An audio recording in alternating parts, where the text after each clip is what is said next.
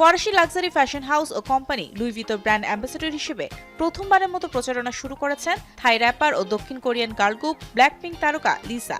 চলতি মাসে ব্র্যান্ডটি spring summer 2025 ক্যাম্পেইনের শুটে ক্যামেরার সামনে হাজির হন এই কে পপ আইকন।